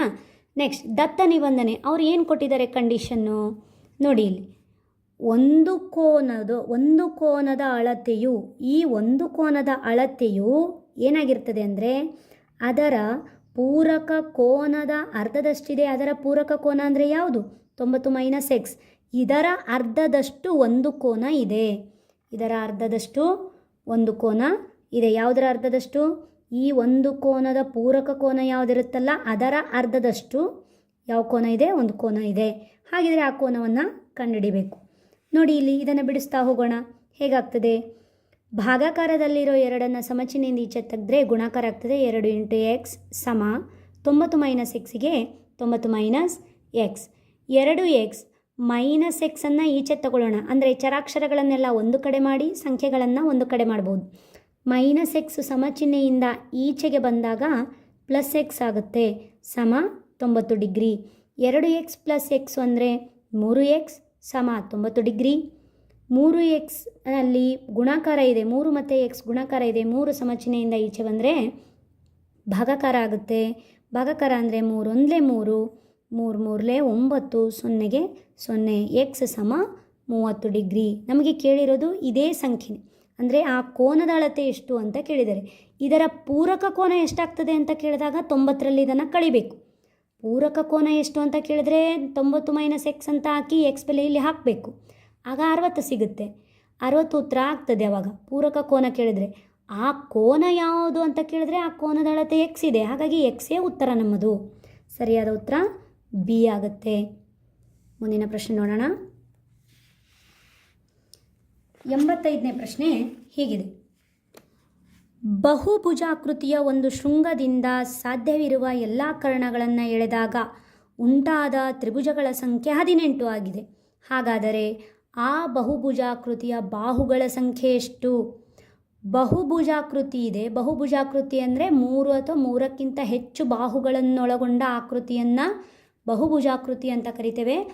ಪ್ರತಿ ಒಂದು ಶೃಂಗದಿಂದ ಎಷ್ಟು ಸಾಧ್ಯವಿದೆಯೋ ಎಲ್ಲ ಕರ್ಣಗಳನ್ನು ಎಳೆದಾಗ ಎಷ್ಟು ತ್ರಿಭುಜಗಳು ಉಂಟಾಗ್ತವೆ ಅನ್ನೋದ್ರ ಬಗ್ಗೆ. ಆಗ ಆ ತ್ರಿಭುಜಗಳ ಸಂಖ್ಯೆ 18 ಆದರೆ ಆ ಬಹುಭುಜಾಕೃತಿಯ ಬಾಹುಗಳ ಸಂಖ್ಯೆ ಎಷ್ಟು ಅಂತ ಕೇಳಿದ್ದಾರೆ. ಹೇಗಾಗ್ತದೆ ಇಲ್ಲಿ ನೋಡಿ. ಬಹುಭುಜಾಕೃತಿಯ ಒಂದು ಶೃಂಗದಿಂದ ಸಾಧ್ಯವಿರುವ ಎಲ್ಲ ಕರ್ಣಗಳನ್ನು ಎಳೆದಾಗ ಉಂಟಾದ ತ್ರಿಭುಜಗಳ ಸಂಖ್ಯೆ ಎನ್ನಾದರೆ ಆ ಬಹುಭುಜಾಕೃತಿಯ ಬಾಹುಗಳ ಸಂಖ್ಯೆ n+2 ಆಗಿರ್ತದೆ. ಯಾವ ಸಂಖ್ಯೆ ಕೊಟ್ಟಿರ್ತಾರೋ ಆ ಬಾಹುಗಳ ಸಂಖ್ಯೆ, ಬಹುಭುಜಾಕೃತಿಯ ಬಾಹುಗಳ ಸಂಖ್ಯೆ ಅದರ +2 ಆಗಿರ್ತದೆ. ಹೌದಾ? ನೋಡಿ ನೆನಪಿಟ್ಕೊಳ್ಳಿ. ಬಾಹುಗಳ ಸಂಖ್ಯೆ ಆಗಿದ್ದರೆ ಒಂದು ಶೃಂಗದಿಂದ ಉಂಟಾದ ತ್ರಿಭುಜಗಳ ಸಂಖ್ಯೆ ಏನಾಗಿರ್ತದೆ ಅಂದರೆ n-2 ಆಗ್ತದೆ. ಉಲ್ಟಾ ಇಲ್ಲಿ ತ್ರಿಭುಜಗಳ ಸಂಖ್ಯೆ, ಕರ್ಣಗಳನ್ನು ಕೊಟ್ಟಾಗ ತ್ರಿಭುಜಗಳ ಸಂಖ್ಯೆ ಕೊಟ್ಟರೆ ಬಾಹುಗಳ ಸಂಖ್ಯೆ +2. ಅದೇ ಬಾಹುಗಳ ಸಂಖ್ಯೆ ಕೊಟ್ಟಾಗ ತ್ರಿಭುಜಗಳ ಸಂಖ್ಯೆ ಕಂಡುಹಿಡಬೇಕಾದ್ರೆ -2. ಅರ್ಥ ಆಯ್ತಾ? ಹಾಗಿದ್ರೆ ಇಲ್ಲಿ 4 ಬಾಹುಗಳಿದ್ದಾವೆ. 4 ಬಾಹುವಿನಲ್ಲಿ ಈಗ ನಾನು ಒಂದು ಶೃಂಗದಿಂದ ಕರ್ಣ ಎಳೆದ್ರೆ 2 ತ್ರಿಭುಜಗಳು ಉಂಟಾಯಿತು. ಅರ್ಥ ಆಯ್ತಾ? 2 n ಬಾಹು n ಎಷ್ಟು? 4 ಇದ್ದಾವೆ. ಆಗ n-2 ತ್ರಿಭುಜಗಳು. 4ರಲ್ಲಿ 2 ಕಳೆದ್ರೆ 2. ಉದಾಹರಣೆಗೆ ಈಗ ಪಂಚಭುಜಾಕೃತಿ ಇದೆ. ಪಂಚಭುಜಾಕೃತಿಯಲ್ಲಿ ಒಂದು ಶೃಂಗದಿಂದ ಎಳೆದ ಕರ್ಣಗಳು, ಸಾಧ್ಯವಿರುವ ಎಲ್ಲ ಕರ್ಣಗಳಂದರೆ 2 ಕರ್ಣ ಬಂತು. ಈ 2 ಕರ್ಣಗಳನ್ನು ಎಳೆದಾಗ 1 2 3 ತ್ರಿಭುಜ ಉಂಟಾಯಿತು. ಅಂದರೆ ಬಾಹು n = 5 ಆದರೆ ತ್ರಿಭುಜಗಳು ಏನಾಯಿತು, n-2 ಅಂದರೆ 5 - 2 ಸಮ 3 ಆಯಿತು. ಅರ್ಥ ಆಗ್ತಿದೆಯಾ? ಅದೇ ರೀತಿಯೇ ನಮಗೆ ಏನಂತ ಅರ್ಥ, ಇಲ್ಲಿ 6 ಭುಜಗಳಿದ್ದರೆ n ಬೆಲೆ 6 ಆದರೆ ನಮಗೆ ತ್ರಿಭುಜಗಳ ಸಂಖ್ಯೆ ಎಷ್ಟಾಗ್ತದೆ, n-2 ಅಂದರೆ 4 ಆಗ್ತದೆ. ಈಗ ನಮಗೆ ಏನು ಕೇಳಿದರೆ, ತ್ರಿಭುಜಗಳ ಸಂಖ್ಯೆ ಎಷ್ಟಂತ ಕೊಟ್ಟಿದ್ದಾರೆ. ತ್ರಿಭುಜಗಳ ಸಂಖ್ಯೆ ಎಷ್ಟು ಕೊಟ್ಟಿದ್ದಾರೆ? ತ್ರಿಭುಜಗಳ ಸಂಖ್ಯೆ 18 ಆಗಿದೆ. ಹಾಗಿದ್ರೆ ಬಾಹುಗಳ ಸಂಖ್ಯೆ ಎಷ್ಟಾಗ್ತದೆ? ಬಾಹುಗಳ ಸಂಖ್ಯೆ ಅಂದರೆ ಏನು ಮಾಡಬೇಕು, 18ಕ್ಕೆ +2 ಮಾಡಬೇಕು. ಆಗ 20 ಉತ್ತರ ಆಗ್ತದೆ. ಸರಿಯಾದ ಉತ್ತರ ಎಷ್ಟು? ಆಪ್ಷನ್ ಸಿ ಸರಿಯಾದ ಉತ್ತರ. ಮುಂದಿನ ಪ್ರಶ್ನೆ ನೋಡೋಣ ಮಕ್ಕಳೇ. 86ನೇ ಪ್ರಶ್ನೆ. 3 ಅಂಕಿಯ ಸಂಖ್ಯೆ 3y1 ಇದು 9ರಿಂದ ಪೂರ್ಣವಾಗಿ ಭಾಗಿಸಲ್ಪಟ್ಟರೆ yನ ಬೆಲೆಯು 3y1. ಇದೊಂದು 3 ಅಂಕಿಯ ಸಂಖ್ಯೆ ಇದೆ. ಇದನ್ನು 9ರಿಂದ ಪೂರ್ಣವಾಗಿ ಭಾಗ ಹೋಗ್ತದಂತೆ. ಹಾಗಿದ್ರೆ yನಲ್ಲಿ ಯಾವ ಅಂಕಿ ಇದ್ದರೆ ಪೂರ್ಣವಾಗಿ ಭಾಗ ಹೋಗ್ತದೆ? 0, 1, 2, 3, 4, 5, 6, 7, 8, 9 ಈ ಇಷ್ಟು ಅಂಕಿಗಳಲ್ಲಿ ಯಾವ ಅಂಕಿ ಹಾಕಿದರೆ 9ರಿಂದ ಪೂರ್ಣವಾಗಿ ಭಾಗ ಹೋಗ್ತದೆ ಅಂತ ಕೇಳಿದ್ದಾರೆ. ಅದಕ್ಕೆ ಹೇಗೆ ಬಿಡಿಸೋದು ನೋಡಿ. ಇಲ್ಲಿ 3y1 ಭಾಗಿಸು 9, 9ರಿಂದ ಭಾಗಿಸಬೇಕು. ನೆನ್ಪಿಟ್ಕೊಳ್ಳಿ, 9ರಿಂದ ಪೂರ್ಣವಾಗಿ ಭಾಗ ಹೋಗಬೇಕು ಅಂತ ಹೇಳಿದರೆ ನಿಮಗೆ 3ರ ಭಾಜ್ಯತೆಯ ನಿಯಮ, 9ರ ಭಾಜ್ಯತೆಯ ನಿಯಮ ಗೊತ್ತಿದೆ ನಿಮಗೆ. ಎಲ್ಲ ಅಂಕಿಗಳ ಮೊತ್ತವು ಆ ಮಗ್ಗಿಯಲ್ಲಿ ಹೋಗ್ತಿದ್ರೆ ಅದು 3ರಿಂದನೂ ಭಾಗ ಹೋಗ್ತದೆ, ಅದು 9ರಿಂದ ಭಾಗ ಹೋಗ್ತದೆ ಅಂತ. ಈಗ 9ರಿಂದ ಭಾಗ ಹೋಗಬೇಕಾದ್ರೆ ಏನು ಮಾಡಬೇಕು? ಎಲ್ಲ ಅಂಕಿಗಳ ಮೊತ್ತ ಮಾಡಿದಾಗ ಆ ಮೊತ್ತವು 9ರ ಮಗ್ಗಿಯಿಂದ ಹೋಗಬೇಕು. 0 ಬರಬೇಕು ಅಥವಾ 9, 18, 27 ಈ ಥರ 9ರ ಮಗ್ಗಿಯಲ್ಲಿರೋ ಸಂಖ್ಯೆಗಳು ಬರಬೇಕು. ಅಂದರೆ ಮಾತ್ರ ಅದು 9ರಿಂದ ಪೂರ್ಣವಾಗಿ ಭಾಗ ಹೋಗುತ್ತೆ ಅಂತ ಅರ್ಥ. ಹಾಗಾಗಿ 3 + y + 1. 3ಕ್ಕೆ y ಕೂಡಿಸ್ಲಿಕ್ಕೆ ಬರಲ್ಲ, ಆದರೆ 3ಕ್ಕೆ 1 ಕೂಡಿಸ್ಬೋದು. 4 + y, 4 + y / 9. ಈಗ 9ರಿಂದ ಭಾಗ ಹೋಗಬೇಕಾದ್ರೆ ಇಲ್ಲಿ ಮೇಲೆ 0 ಬರಬೇಕು, ಇಲ್ಲ ಇಲ್ಲಿ 9 ಬರಬೇಕು, ಇಲ್ಲ ಇಲ್ಲಿ 18 ಬರಬೇಕು. ಒಟ್ಟಿನಲ್ಲಿ 9ರ ಮಗ್ಗಿ ಅಥವಾ 0 ಬರಬೇಕು. ಬಂದರೆ ಇದಕ್ಕೆ ಏನಂತ ಅರ್ಥ? ನಾವು 9ರಿಂದ ಸಂಪೂರ್ಣವಾಗಿ ಭಾಗ ಹೋಗ್ತದೆ ಅಂತ ಅರ್ಥ. ಇಲ್ಲಿ ನೋಡಿ, ಭಾಜ್ಯತೆಯ ನಿಯಮ ಇದೆ. 3 ಅಂಕಿಯ ಸಂಖ್ಯೆಯ ಅಂಕಿಗಳ ಮೊತ್ತವು 9ರಿಂದ ಭಾಗವಾದರೆ ಆ ಸಂಖ್ಯೆಯು 9ರಿಂದ ಪೂರ್ಣವಾಗಿ ಭಾಗವಾಗುತ್ತದೆ. ಇದು ಭಾಜ್ಯತೆಯ ನಿಯಮ, 9ರ ಭಾಜ್ಯತೆಯ ನಿಯಮ. ಹಾಗಾಗಿ 4 + y ಅನ್ನೋದು ಸಮ 9ಕ್ಕೆ ಸಮ ಆದರೆ y ಬೆಲೆ ಕಂಡುಹಿಡಬೇಕಾದ್ರೆ 9ರಲ್ಲಿ 4ಅನ್ನು ಮೈನಸ್ ಮಾಡಬೇಕು. ಆಗ ಏನಾಗ್ತದೆ? y ಬೆಲೆ 5 ಆಗುತ್ತೆ. ಆಗ ಅದು 9. ನೋಡಿ, 5 ಹಾಕಿ ನೋಡಿ. 5 + 4 ಅಂದರೆ 9. 9ರಿಂದ ಭಾಗ ಹೋಗ್ತದೆ. ಹಾಗಾಗಿ ಸರಿಯಾದ ಉತ್ತರ ಯಾವುದು? 5. ಸರಿಯಾದ ಉತ್ತರ 5. ನೆಕ್ಸ್ಟ್ ಪ್ರಶ್ನೆ ನೋಡಿ, 87ನೇ ಪ್ರಶ್ನೆ. ಹೇಳಿಕೆ 1. ಭಾಗಲಬ್ಧ ಸಂಖ್ಯೆಗಳು ಗುಣಾಕಾರ ಕ್ರಿಯೆಯಲ್ಲಿ ಆವೃತವಾಗಿಲ್ಲ. ಭಾಗಲಬ್ಧ ಸಂಖ್ಯೆಗಳು ಗುಣಾಕಾರ ಕ್ರಿಯೆಯಲ್ಲಿ ಆವೃತವಾಗಿಲ್ಲ. ಹೇಳಿಕೆ 2. ಪೂರ್ಣಾಂಕಗಳು ಭಾಗಾಕಾರ ಕ್ರಿಯೆಯಲ್ಲಿ ಆವೃತವಾಗಿವೆ. ಪೂರ್ಣಾಂಕಗಳು, ಭಾಗಲಬ್ಧ ಸಂಖ್ಯೆಗಳು ಮತ್ತು ಪೂರ್ಣಾಂಕಗಳು ಸರಿಯಾಗಿ ನೋಡ್ಕೊಳ್ಳಿ. ಭಾಗಲಬ್ಧ ಸಂಖ್ಯೆಗಳು ಅಂತ ಹೇಳಿದರೆ ಅಲ್ಲಿ ಸ್ವಾಭಾವಿಕ ಸಂಖ್ಯೆಗಳು ಬರ್ತವೆ, ಪೂರ್ಣ ಸಂಖ್ಯೆಗಳು ಬರ್ತವೆ, ಪೂರ್ಣಾಂಕಗಳೂ ಬರ್ತವೆ. ಆಯಿತಾ? ಇವೆಲ್ಲವನ್ನು ಸಹ ಸೇರಿ ಭಾಗಲಬ್ಧ ಸಂಖ್ಯೆಗಳು. ಭಾಗಲಬ್ಧ ಸಂಖ್ಯೆಗಳಂದರೆ p/q ರೂಪದಲ್ಲಿರಬೇಕು. q ಬೆಲೆ 0 ಬಿಟ್ಟು ಉಳಿದ ಎಲ್ಲ ಸಂಖ್ಯೆಗಳು ಆಗ್ತದೆ. ಅವುಗಳನ್ನು ಭಾಗಲಬ್ಧ ಸಂಖ್ಯೆಗಳು ಅಂತ ಕರಿತೇವೆ. ಪೂರ್ಣಾಂಕಗಳು ಭಾಗಾಕಾರ ಕ್ರಿಯೆಯಲ್ಲಿ ಆವೃತವಾಗಿವೆ. ಇದರಲ್ಲಿ ಯಾವುದು ಸರಿ ಯಾವುದು ತಪ್ಪು ಅಂತ ಅಂದರೆ, 1 ಸರಿ ಆದರೆ 2 ತಪ್ಪು, ಇದು ಅಲ್ಲ. 1 ತಪ್ಪು ಆದರೆ 2 ಸರಿ, ಇದು ಸಹ ಅಲ್ಲ. 1 ಮತ್ತು 2 ಎರಡೂ ಸರಿ ಅಲ್ಲ. 1 ಮತ್ತು 2 ಎರಡೂ ತಪ್ಪು, ಇವೆರಡೂ ಸಹ ತಪ್ಪಾಗ್ತವೆ. ಇದು ಆವೃತವಾಗಿದೆ. ಇದು ಪೂರ್ಣಾಂಕಗಳು ಭಾಗಾಕಾರ ಕ್ರಿಯೆಯಲ್ಲಿ ಆವೃತ ಆಗಿಲ್ಲ. ಇದಕ್ಕೆ ನೀವು ಹೆಚ್ಚಿನ ಒಂದು ನಿಮಗೆ ಯಾವುದು ಮಾಹಿತಿ ಬೇಕಾದರೆ ನಿಮ್ಮ 8ನೇ ತರಗತಿಯ ಪಠ್ಯಪುಸ್ತಕದ 2ನೇ ಭಾಗಲಬ್ಧ ಸಂಖ್ಯೆಗಳು ಚಾಪ್ಟರ್ನಲ್ಲಿ ಏನಿದೆ ಅಂತ ಹೇಳಿದರೆ ಇದ್ರ ಬಗ್ಗೆ ಸುಮಾರು ನಿಮಗೆ ಉದಾಹರಣೆಗಳಿದ್ದಾವೆ. ಅವುಗಳನ್ನು ನೀವು ನೋಡಿಕೊಂಡು ಅರ್ಥ ಮಾಡ್ಕೊಳ್ಬೋದು. ನೆಕ್ಸ್ಟ್ 88ನೇ ಪ್ರಶ್ನೆ ಹೀಗಿದೆ. ಚಿತ್ರವನ್ನು ಗಮನಿಸಿ ಮತ್ತು ಉತ್ತರಿಸಿ. ಕೆಳಗಿನವುಗಳಲ್ಲಿ ಸರಿಯಾಗಿರುವ ಹೇಳಿಕೆಗಳು ಯಾವುವು? ಇಲ್ಲಿ 3 ಹೇಳಿಕೆ ಕೊಟ್ಟಿದ್ದಾರೆ, ಇಲ್ಲಿ ಚಿತ್ರ ಕೊಟ್ಟಿದ್ದಾರೆ. ಚಿತ್ರದಲ್ಲಿ ನೋಡಿ, ಹೀಗೆ ಒಂದು ಗೆರೆ ಹೇಳಿದರೆ ಇಲ್ಲಿಂದ ಇಲ್ಲಿಗೆ 180 ಡಿಗ್ರಿ ಇರ್ತದೆ. ಸರಳ ಕೋನ, ಆಗ ಈ ಕೋನ ಈ ಕೋನ ಈ ಕೋನ ಕೂಡಿಸಿದರೆ 180. ಈ ಸರಳ ರೇಖೆಯಲ್ಲಿ ಈ ಕೋನ ಈ ಕೋನ ಈ ಕೋನ 3 ಕೂಡಿಸಿದರೆ 180. ಅದೇ ರೀತಿ ಈ ಕಡೆ ಉಲ್ಟಾ ಈ 3 ಕೋನ ಕೂಡಿಸಿದ್ರು 180. ಈ ಸರಳ ರೇಖೆ ತಗೊಂಡಾಗ 1 2 3 ಈ 3 ಕೋನ ಕೂಡಿಸಿದ್ರೆ 180, ಈ 3 ಕೋನ ಕೂಡಿಸಿದ್ರು 180. 180 ಡಿಗ್ರಿ ಸರಳ ಯುಗ್ಮ ಅಂತ ಹೇಳ್ತೇವೆ. ಈಗ ಇದರಲ್ಲಿ ಶೃಂಗಾಭಿಮುಖ ಕೋನ, ಅನುರೂಪ ಕೋನ, ಪರ್ಯಾಯ ಕೋನ ಅಂತೆಲ್ಲ ಬರ್ತದೆ. ಪರ್ಯಾಯ ಕೋನ, ಅನುರೂಪ ಕೋನ ಅವೆಲ್ಲ ಎಲ್ಲಿ ಬರ್ತವೆ ಅಂದರೆ ಸಮಾಂತರ ರೇಖೆಗಳನ್ನು ಎಳೆದಾಗ. ಇಲ್ಲಿ ನಮಗೆ ಬರೋದು ಶೃಂಗಾಭಿಮುಖ ಕೋನಗಳು ಮತ್ತು ಪಾರ್ಶ್ವಕೋನಗಳ ಮೊತ್ತ 180 ಡಿಗ್ರಿ. ಅದರ ಆಧಾರದ ಮೇಲೆ ಹೇಳ್ಬೋದು. ಈಗ ಇಲ್ಲಿ ನೋಡಿ, ಮೊದಲನೇ ಕಂಡೀಷನ್ ಏನಿದೆ? B plus f is equal to c plus e ಅಂತ ಇದೆ. ಬಿ ಪ್ಲಸ್ ಎಫ್ ಅಂತ ಇದೆ. B plus f is equal to c plus e. ಈ 2 ಕೋನಗಳ ಮೊತ್ತ ಈ 2 ಕೋನಗಳ ಮೊತ್ತಕ್ಕೆ ಸಮ ಇರ್ತದೆ ಅಂತ ಹೇಳ್ತಾರೆ. ಅದು ಹೇಗಾಗ್ತದೆ? ಇಲ್ಲಿ ನೋಡಿ, ಬಿಗೆ ಬಿ ಪ್ಲಸ್ ಎಫ್ಫಿನ ಬದಲಿಗೆ ಸಿ ಹಾಕ್ತೇನೆ. ಯಾಕೆ ಹೇಳಿ? ಎಫ್ ಇಲ್ಲಿದೆ, ಸಿ ಇಲ್ಲಿದೆ. ಈ 2 ಕೋನಗಳು ಶೃಂಗದ ಅಭಿಮುಖ ಕೋನಗಳು. ಅದಕ್ಕೆ ಎಫ್ಫಿನ ಬದಲಿಗೆ ಸಿ ಹಾಕಿದೆ. B plus c is equal to f plus e. F ಅಂದರೆ ಯಾವುದು? ಇದು. ಸಿ ಅಂದರೆ ಎಫ್, ಎಫ್ ಅಂದರೆ c. C plus e. F plus e ಈ 2 ಕೋನ ಮೊತ್ತ, ಆಮೇಲೆ ಬಿ ಪ್ಲಸ್ ಸಿ ಈ 2 ಕೋನಗಳ ಮೊತ್ತ. ಈ ಕೋನಗಳ ಮೊತ್ತ ಈ ಕೋನಗಳ ಮೊತ್ತ 2 ಸಮ ಅಂತ ಹೇಳ್ತಾರೆ. ಯಾಕೆ ಹೇಳಿ? ಇಲ್ಲಿ ನೋಡಿ, ಇದು ಶೃಂಗ ಅಭಿಮುಖ ಕೋನ ಆಗ್ತದೆ. ಇದು ಶೃಂಗದ ಅಭಿಮುಖ ಕೋನಗಳಿವೆರಡು. ಹಾಗಾಗಿ ಸರಿ, 1ನೇ ಹೇಳಿಕೆ ಸರಿಯಾಗಿದೆ. ಕಾರಣ ಕೋನ ಎಫ್ ಸಮ ಕೋನ ಸಿ ಶೃಂಗಾಭಿಮುಖ ಕೋನಗಳು. ಸರಿನಾ? 2ನೇ ಆಪ್ಷನ್ ನೋಡೋಣ, 2ನೇ ಹೇಳಿಕೆ ನೋಡೋಣ. F plus b plus d is equal to 180 ಅಂತೆ.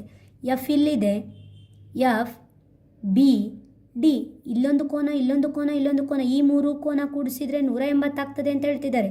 ನಾವೇನು ಮಾಡೋಣ? ಅದರ ಬದಲಿಗೆ ಎಫ್ ಅಂದರೆ ಸಿ, ಎಫ್ ಅಂದರೆ ಸಿ, ಎಫ್ ಅಂದರೆ ಸಿ, ಎಫ್ ಕೋನ ಅಂದರೆ ಸಿ ಕೋನ, ಬಿ ಕೋನಕ್ಕೆ ಬಿ ಕೋನ, ಬಿ ಕೋನಕ್ಕೆ ಬಿ ಕೋನ, ಡಿ ಕೋನಕ್ಕೆ ಡಿ ಕೋನ. ಆಗ ಬಿ ಸಿ ಡಿ ಈ 3 ಕೋನಗಳ ಮೊತ್ತ 180 ಡಿಗ್ರಿ. ಯಾಕೆ ಇವೆರಡು ಸೇಮ್ ಅಂತ ಬರೆದ್ವಿ? ಶೃಂಗಾಭಿಮುಖ ಕೋನ.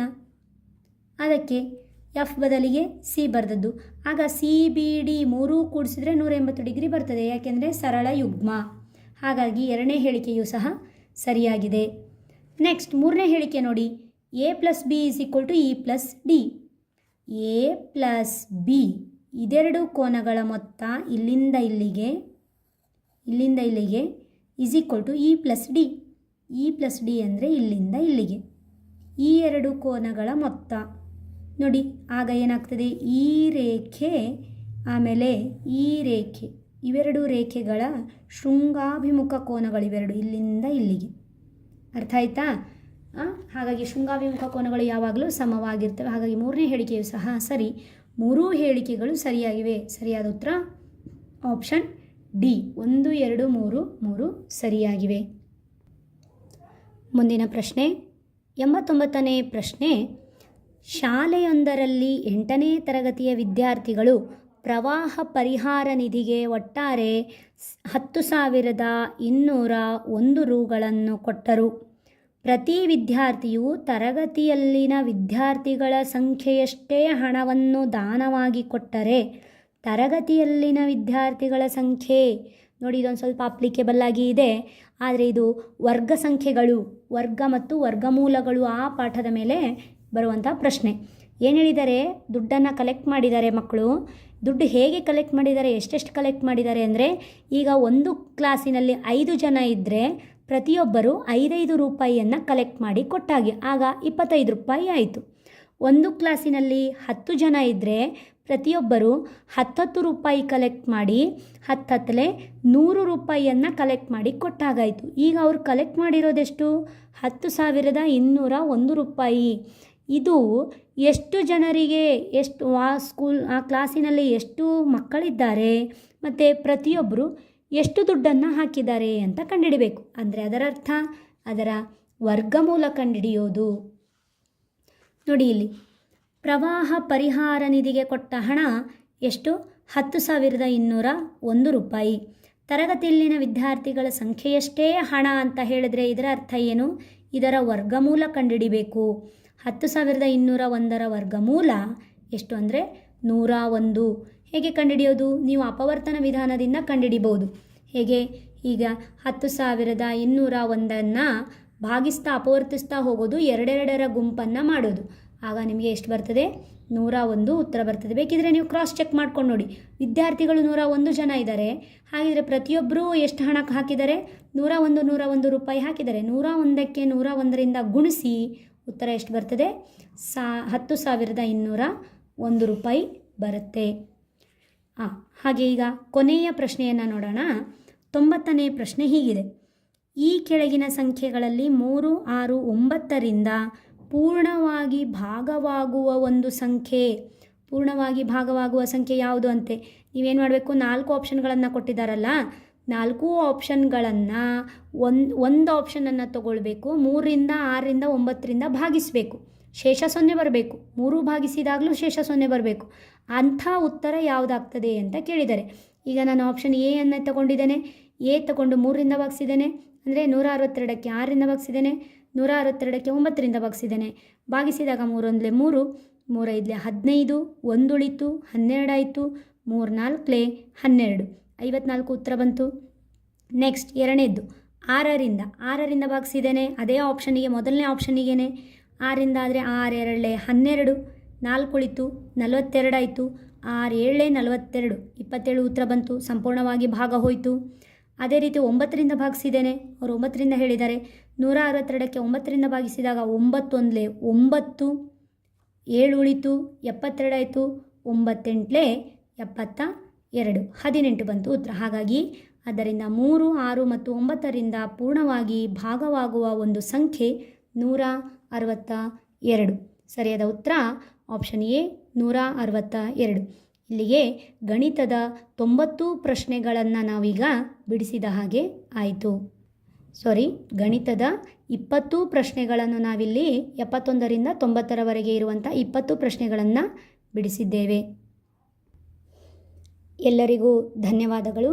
ಇಲ್ಲಿಯವರೆಗೆ NMMSನ 2020-21ರ ಎರಡನೇ ಪ್ರಶ್ನೆ ಪತ್ರಿಕೆಯಾದ ಸ್ಯಾಟ್ ಪ್ರಶ್ನೆ ಪತ್ರಿಕೆ ಗಣಿತದ ವಿಭಾಗದಲ್ಲಿರುವ 20 ಪ್ರಶ್ನೆಗಳಿಗೆ ಉತ್ತರಗಳನ್ನು ನೋಡಿದ್ದೇವೆ.